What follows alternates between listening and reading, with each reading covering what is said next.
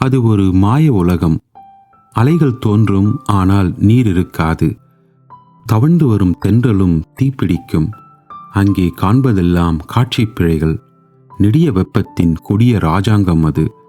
அங்கே தன் வாழ்க்கையில் பல தோல்விகளின் துயரங்களின் பிடியில் இருந்து தப்பிக்க, தன் வாழ்க்கைக்கு ஒரு வழி தேடி, அர்த்தம் தேடி தன்னந்தனி ஆளாய் நடந்து கொண்டிருந்தான் ராஜன். தொண்டைக்குழி நனைக்க எச்சிலின் ஈரம் கூட இல்லை. இருண்ட கண்கள், சோர்ந்த உடல், கனத்த இதயத்துடன் நடந்த அவன் கால்கள் கொதிக்கும் மணலில் மூழ்கின.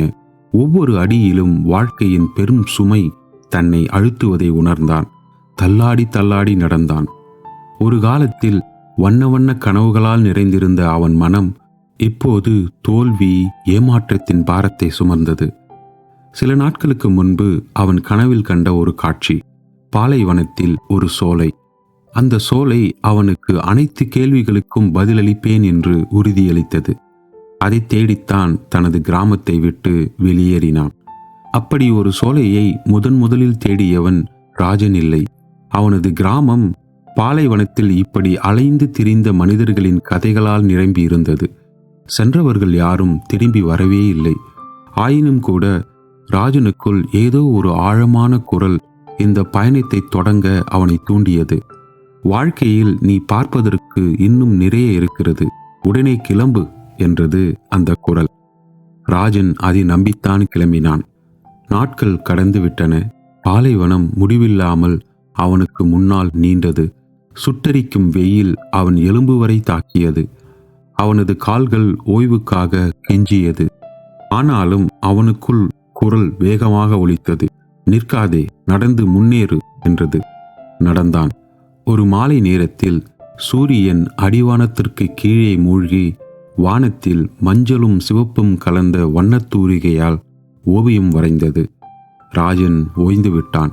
இதற்கு மேல் ஒரு அடி கூட எடுத்து வைக்க முடியாது என்று அப்படியே விழுந்தான். நான் ஏன் தான் இங்கு வந்தேனோ? எங்கே அந்த சோலை? அந்த கனவை நான் இவ்வளவு திண்ணமாக நம்பியது ஏன் என்று புலம்பினான். அப்போது காற்றிலே கலந்து வந்த ஒரு குரல், ஏனென்றால் இலக்கை விட பயணமே முக்கியம் என்றது. ராஜன் கண்களை மூடினான். அந்த அமைதியான சூழலில் அவனது கடந்த கால நினைவுகள் மனதில் ஓட ஆரம்பித்தன. கிராமத்தில் அவனது குழந்தை பருவம், அவனது முதல் காதல், நட்சத்திரங்களை முதலாக பார்த்த தருணம் என பல அழகான நினைவுகளை அசை போட்டான். அவன் மனம் குளிர்ந்தது. இப்போது மீண்டும் அவனுக்குள் கேள்வி எழுந்தது. சோலை என்பது உண்மைதானா? அது கண்டுபிடிக்கக்கூடிய ஒரு இடம்தானா என்று. இல்லை, சோலை என்பது நீ புரிந்து கொள்ள வேண்டிய ஒரு நிதர்சனம் என்று அந்த குரல் மீண்டும் ஒலித்தது. உன் வாழ்க்கையின் வலிகளும் ஏமாற்றங்களும் நீ சோலையை அடைந்தவுடன் தீர்ந்துவிடும் என்று சோலையை தேடி ஓடுகிறாய். ஒன்றை புரிந்து கொள், வாழ்க்கையில் நீ எடுத்து வைக்கும் ஒவ்வொரு அடியிலும் உன் போராட்டங்களுக்கான விடை உள்ளது. நீ ஞானத்தை தேடுகிறாய், ஆனால் ஞானம் உனக்குள் ஏற்கனவே இருக்கிறது. நீ அமைதியை தேடுகிறாய், ஆனால் அமைதி எப்போதும் உன் அருகிலேயே நடந்து வந்து கொண்டிருக்கிறது என்றது அந்த குரல். இந்த வார்த்தைகளால் ராஜனின் மனதில் ஒரு ஆழ்ந்த அமைதி ஏற்பட்டது. அவன் எழுந்து நின்றான். அவனது உடலில் சோர்வு இன்னும் இருக்கிறது, ஆனால் மனதில் ஒரு புதிய தெம்பு வந்தது. முதன்முறையாக பாலைவனம் தனக்கு எதிரி அல்ல, அது தன் ஆசிரியர் என்பதை புரிந்து கொண்டான். ராஜன் அடிவானத்தை நோக்கி பார்த்தான். அங்கே வானம் பூமியை முத்தமிட்டது. அவனால் சோலையை பார்க்க முடியவில்லை, ஆனால் அது இனி முக்கியமில்லை. அந்த பயணம் அவனுக்கு தேவையான அனைத்தையும் ஏற்கனவே கொடுத்திருந்தது. அவன் தனது கிராமத்திற்கு நடக்கத் தொடங்கும் போது அவனது பயம், சந்தேகங்களின் அழுத்தம் நீங்கி இலகுவாக உணர்ந்தான். பாலைவனம் மாறவில்லை, ஆனால் ராஜன் மாறியிருந்தான். அவன் இனி தொலைதூர இடங்களில் வாழ்க்கைக்கான பதில்களை தேடப்போவதில்லை.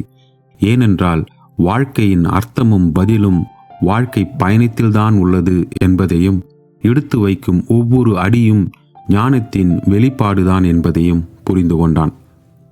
நண்பர்களே, வாழ்க்கையில் நீங்கள் தேடும் பதில்கள் பெரும்பாலும் நீங்கள் அடையப் போகும் இலக்கில் இருப்பதில்லை, ஆனால் உங்கள் வாழ்க்கை பயணத்தில்தான் இருக்கின்றன.